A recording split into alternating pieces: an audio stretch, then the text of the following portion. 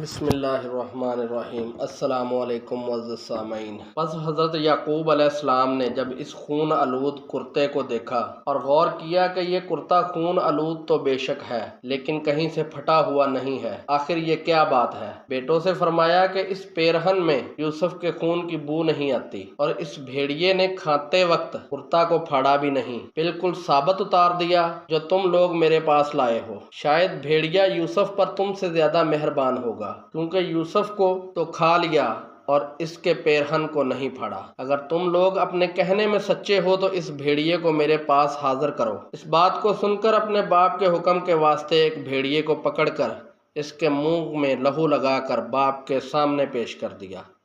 حضرت یعقوب نے اس بھیڑیے سے پوچھا کہ تو نے میرے فرزند یوسف کو کھایا ہے، اور تو نے اس نازک بدن پر کچھ بھی رحم نہیں کیا، اور میری ضعیفی پر تجھ کو کچھ افسوس نہ ہوا؟ بھیڑیا اللہ تعالیٰ کے حکم سے بولا، یا رسول اللہ، خدا کی قسم، میں نے تمہارے یوسف کو نہیں کھایا، کیونکہ گوشت پوست انبیاء کا ہم پر حرام ہے، اور یا حضرت میں تو ایک بہت بڑی بلا و رنج میں مبتلا ہوں۔ قابل عرض یہ ہے کہ بعض انبیاء کرام کو اللہ تعالیٰ معجزات عطا فرمائیں گے، اور حضرت یعقوب علیہ السلام کو بطور معجزہ کے اس بھیڑیے سے گفتگو کرنے کا معجزہ عطا فرمایا گیا۔ اس بھیڑیے نے، جو کہ یوسف کے بھائیوں نے اپنے باپ کے پاس لہو لگا کر حاضر کیا تھا، وہ کہنے لگا کہ میرا ایک بھائی تھا، چند روز ہوئے ہیں مجھ سے جدا ہو کر کہیں نکل گیا، میں اس کی تلاش کے واسطے نکلا ہوں، اور باوجہ گردش کے، جس کو آج تقریباً 3 دن ہو رہے ہیں، کھانا پینا بھی نہیں کھایا، بھوکا پیاسا دوڑتا ہوا 3 فرسنگ کی راہ سے شب گزشتہ کو اس صحرا میں آ پہنچا ہوں۔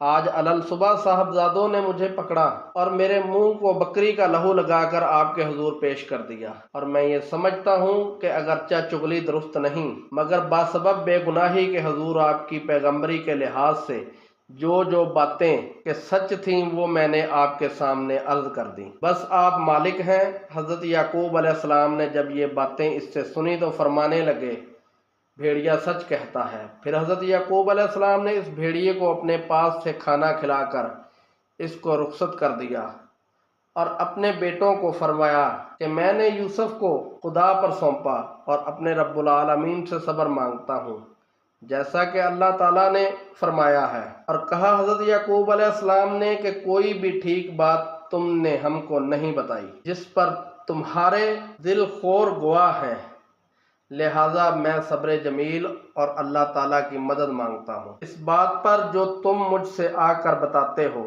یعنی کرتا پر لہو لگا کر، ان کا بالکل جھوٹ ہے، یعنی کرتا پر لہو لگانا ان کا بالکل جھوٹ ہے۔ اس کے بعد حضرت یعقوب علیہ السلام نے ایک ہیبت الحزن بنایا اور اسی میں اللہ تعالیٰ کی عبادت کرنے کے لیے جا بیٹھے، اور شب و روز فراق یوسف میں روتے روتے ان کی آنکھیں بھی جاتی رہیں، یعنی وہ اس قدر یوسف کے واسطے روئے کہ نابینا ہو گئے۔ اس جگہ حضرت یعقوب کے پاس ایک روز حضرت جبرائیل علیہ السلام تشریف لائے۔ ان سے حضرت یعقوب علیہ السلام نے دریافت کیا، یا اخی، ہمارا یوسف کہاں ملے گا؟ کدھر جاؤں؟ میرے پیارے یوسف کو اللہ رکھے تو بہتر ہے۔ اتنے میں جناب باری تعالیٰ سے الہام ہوا، اے یعقوب، تیرا بیٹا محفوظ ہے اور اس کی حفاظت وہی کر رہا ہے جس کو تو نے سونپا، اور تم ان سے معلوم کرو۔ کہا، الہی، میں قصوروار ہوں، میں نے خطا کی ہے، مجھ پر رحم فرما۔ حضرت جبرائیل علیہ السلام نے کہا کہ ملک الموت کو جانتے ہو، وہ ہر شخص کی جان کو قبض کرتے ہیں۔ تب حضرت جبرائیل علیہ السلام نے ملک الموت سے جا کر پوچھا کہ یوسف سلامت ہیں یا نہیں؟ ملک الموت نے کہا، یوسف سلامت ہیں، اور ان کی روح قبض کرنے کا ابھی تک کوئی حکم نہیں ہے۔ یہ بات سن کر حضرت یعقوب کو تسلی اور بھروسہ ہوا، لیکن باوجہ فراق کے آہذاری کرتے رہے۔ روایت یوں کی جاتی ہے کہ یوسف کے گم ہونے کا سبب یہ تھا کہ ایک دن حضرت یعقوب علیہ السلام نے کسی کی ضیافت کی تھی۔ اسی اثنا میں ایک فقیر محتاج ان کے در پر حاضر ہوا، اور اس محتاج نے کھانے کا سوال کیا۔ حضرت نے فرمایا کہ شاہ جی بیٹھو، کھانا حاضر ہے۔ اتنا بول کر حضرت یعقوب علیہ السلام کسی کام میں مشغول ہو گئے اور اس آنے والے محتاج کو کھانا نہ کھلا سکے، اور وہ فقیر محروم و بھوکا بد دعا کر کے چلا گیا، الہی تو اس کی آرزوؤں کو اس سے دور رکھیو۔ یہ دعا خدا کے دربار میں قبول ہو گئی۔ پس اگر فقیر کو کھانا کھلاتے اس کی قوت 40 دن تک رہتی، اب اس کے عوض تو 40 برس تک یوسف کے غم میں رہے گا۔ یہ بذریعہ الہام مطلع کیا گیا۔ یہ الہام سنتے ہی حضرت یعقوب علیہ السلام نے خدا کی درگاہ میں التجا کی، تو رحیم و کریم عالم الغیب ہے، جو خطا مجھ سے ہوئی وہ قصدن نہیں ہوئی، غفلت سے ہوئی۔ یہ التجا دربار الہی میں حضرت یعقوب علیہ السلام کر ہی رہے تھے کہ فوراً جبرائیل علیہ السلام حاضر ہوئے اور فرمایا، اے یعقوب، تم پر جو رنج گزرا ہے اس سے اس بات کو سوچنا چاہیے تاکہ بندوں کو علم ہو کہ خدا جو چاہتا ہے وہ کرتا ہے، اس کے کام میں کسی کو دخل نہیں۔ مروی ہے کہ جب حضرت یوسف علیہ السلام کے بھائیوں نے ان کے بدن سے کپڑے اتار کر ننگا کر کے انہیں کنویں میں ڈالا، اسی وقت حضرت جبرائیل علیہ السلام نے پیرہن حریر کا بہشت سے لا کر انہیں پہنا دیا، اور وہ پیرہن خلیل اللہ کا تھا، جس کی برکت سے آتش نمرود ان پر گلزار ہوئی تھی اور حضرت ابراہیم خلیل اللہ نے نجات پائی تھی۔ مورخین نے لکھا ہے کہ حضرت یوسف علیہ السلام کا سن مبارک اس وقت 12 برس کا تھا، اور بعضوں نے لکھا ہے کہ 13ویں برس کا تھا، اور بعض نے لکھا ہے کہ 17واں برس کا تھا، اور یہ بھی لکھا ہے کہ اس اندھیرے کنویں میں یوسف 3 دن رہے۔ اتفاقاً مرضی الہی سے ایک قافلہ سوداگروں کا مدین سے اسباب تجارت کا مصر کو لے جا رہا تھا۔ ماندگی کے سبب سے راہ بھول کر اس کنویں کے پاس پہنچا تو اس جگہ کی آب و ہوا خوشگوار پا کر منزل کی، لیکن وہ کنواں صاحب بچھوؤں سے پر اور شہر کی آبادی سے دور تھا، اور پانی بھی اس کا تلخ اور شور تھا، مگر حضرت کے گرنے سے اس کا پانی شیریں ہو گیا تھا۔ اور سوداگروں کے سردار کا نام مالک زغر تھا، اور شبیر نام کا ایک غلام تھا۔ وہ بغرض پانی اس کنویں پر آیا اور پانی کے واسطے اس کنویں میں ڈول ڈالا۔ تب حضرت جبرائیل نے خدا کے حکم سے آ کر کہا کہ اے یوسف، تم اس ڈول میں جاؤ۔ جب اس غلام نے ڈول کھینچ کر اٹھایا، دیکھا کہ ایک لڑکا نہایت حسین و خوبصورت اس میں بیٹھا ہے۔ اس نے دیکھ کر کہا، ہم نے تو ایسا اور اتنا خوبصورت لڑکا کبھی نہیں دیکھا، اور نہ اس وقت اس کا کوئی ثانی ہے۔ حدیث شریف میں آیا ہے کہ حق تعالیٰ نے جملہ حسن کو 2 حصوں میں تقسیم کیا، ایک حصہ حضرت یوسف علیہ السلام کو بخشا اور دوسرا حصہ سارے جہان کو دیا۔ سوداگروں نے جب اس کی صاحب جمال و کمال صورت دیکھی تو وہ پوچھنے لگے، تم کون ہو؟ بنی آدم ہو یا فرشتے ہو؟ وہ بولے، نسل آدم سے ہوں، اور ان کے بھائی بھی اس وقت سب کے سب کنویں کے کنارے پر تھے۔ یہ شور و گل سن کر ان کے پاس آئے۔ یوسف کو انہوں نے دیکھا، تب وہ بولے کہ یہ غلام ہمارے گھر کا ہے، مارے ڈر کے گھر سے بھاگ کر اس کنویں میں آ گرا ہے۔ حضرت یوسف نے جب جھوٹی بکواس سنی تو چاہا کہ کچھ بولیں۔ ان کے بھائی شمون نے عربی زبان میں کہا، تم ان سے کچھ کہو گے تو جان سے مار ڈالوں گا۔ پھر حضرت یوسف نے خوف کی وجہ سے ان سے کچھ نہ کہا۔ مالک بن زغر نے ان کو سوداگروں کے قافلے میں لے جا کر چھپا دیا۔ لوگوں نے اپنے سردار سے پوچھا، یہ کون ہے اور کہاں سے آئے ہیں؟ پھر لوگوں نے حضرت یوسف سے پوچھا کہ تم ہی بتاؤ کہ تم کون شخص ہو اور کہاں سے آئے ہو؟ سردار نے سوداگروں کو جواب دیا کہ بہت قیمتی متاع ہے۔ دوسرے دن ان کے بھائیوں نے ان سوداگروں سے جا کر کہا، اس غلام کو ہم بیچیں گے۔ مالک بن زغر نے کہا، اس کو خریدوں گا، لیکن اس وقت صرف میرے پاس 18 درہم مصر کے ہیں، اور وہ درہم خرید و فروخت میں چلتے بھی نہیں ہیں، تو اگر چاہو تو لے لو۔ بس اس قافلے کے سردار نے وہ درہم ان کے حوالے کیے، اور ایک لطف یہ ہے کہ مصر کے درہم کنعان کے 1 درہم کے برابر ہیں، اور اس حساب سے کنعان کے صرف 9 درہم ہوتے ہیں۔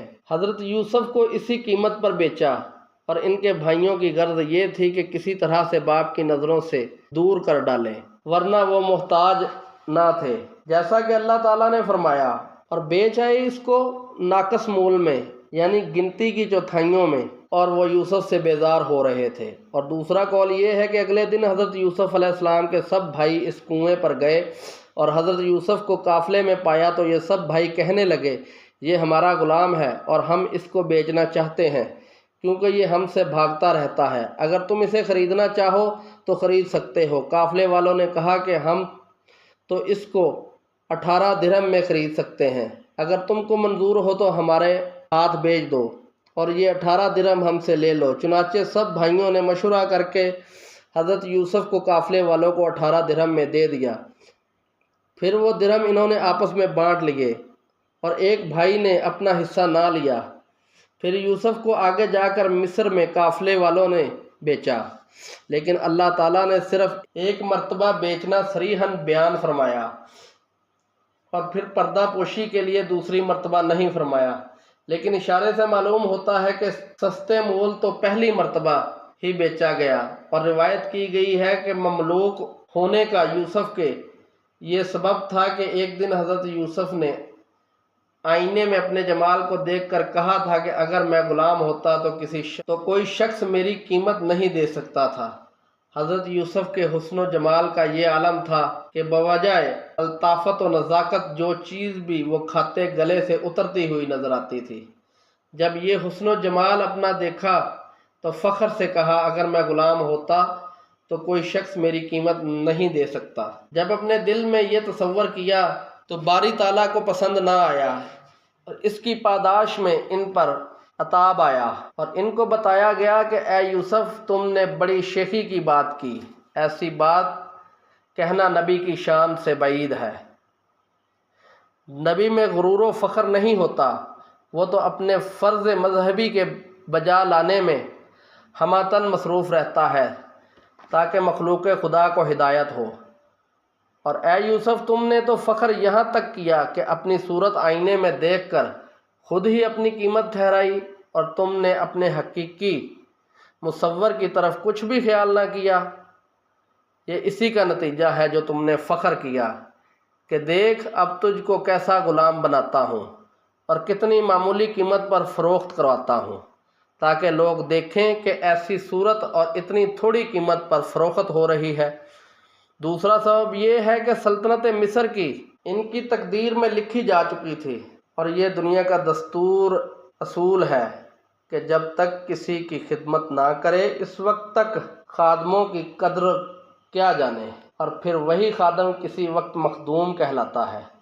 الغرض مالک بن زغر نے یوسف کو بشرط خدمت مول لیا، اور ایک کہالہ اس مضمون کا ان کے بھائیوں سے لکھوایا تھا، اور وہ یہ ہے کہ مالک بن زغر نے یوسف ابن یعقوب بن اسحاق بن ابراہیم کے بیٹوں سے ایک عبرانی 18 درہم سے خرید لیا تھا۔ یہ گواہان معتبران کہ مالک بن زغر کے ہاتھوں میں اسے سپرد کیا۔ اس کے بعد مالک بن زغر نے حضرت یوسف کے پاؤں میں بیڑی ڈال کر اونٹ پر سوار کیا اور ایک موٹا اشمینہ اڑا کر چل دیا۔ کچھ دور جانے کے بعد جب راستے میں حضرت یوسف کی والدہ محترمہ کی قبر آئی تو وہ اونٹ کو روک کر اتر پڑے اور اپنی ماں کی قبر کی زیارت کی، اور قبر سے چمٹ کر رونے لگے اور کہنے لگے یا امی، بھائیوں نے مجھ پر بے وجہ حسد کے بہت ظلم کیا ہے اور اسی قافلے والوں کے ہاتھ بیچ دیا ہے، اور مجھے ان قافلے والوں نے زنجیروں بیڑیوں سے جکڑ دیا ہے اور باپ کی خدمت، وطن اور تمہاری زیارت سے مجھے محروم کر دیا ہے۔ اتنے عرصے میں قافلہ سوداگروں کا تھوڑی دور وہاں سے نکل چکا تھا۔ ایک شخص اسی قافلے سے پیچھے دوڑتا ہوا آیا اور وہ آ کر بولا، ارے تو اب تک یہاں ہے؟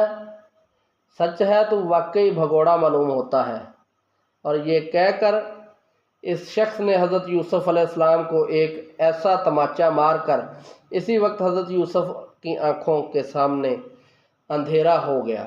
یہ حالات دیکھ کر حضرت یوسف نے اس وقت آسمان کی طرف نگاہ کی اور رو رو کر کہنے لگے، خدایا ان ظالموں کے شر سے مجھے بچا، یہ تکالیف بھی برداشت نہیں کر سکتا جو مجھ پر گزر رہی ہیں، اور اے میرے خدا تجھ کو خوب معلوم ہے کہ میں بے قصور ہوں۔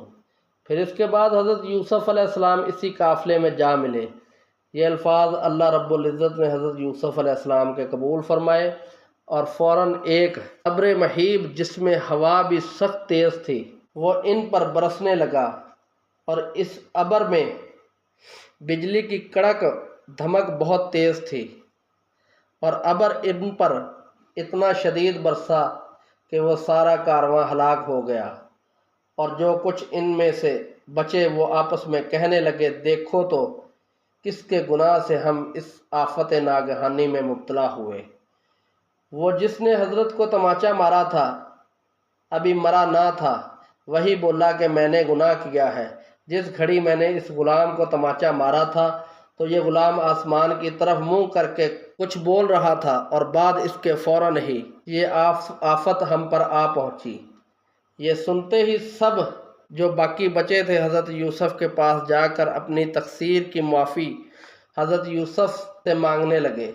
حضرت یوسف نے ترس کھا کر ان کو معاف کر دیا، اور اسی وقت اللہ تعالیٰ سے دعا کی، تب وہ فوراً ہی ابر کھلا اور ہوا بھی کم ہو گئی اور حالات معمول پر آ گئے۔ باقی ماندہ جب لوگ وہاں سے چلے تو قبل اس کے کہ وہ قافلہ مصر پہنچے، وہاں یہ خبر ہو گئی کہ آج جو قافلہ مالک بن زغر کا آ رہا ہے، اس میں مالک بن زغر ایک ایسا غلام عبرانی لا رہا ہے کہ اس کی خوبصورتی اور حسن و جمال لاسانی ہے، اور پردہ زمین پر نہ ایسا آج تک ہوا ہے اور نہ ہوگا۔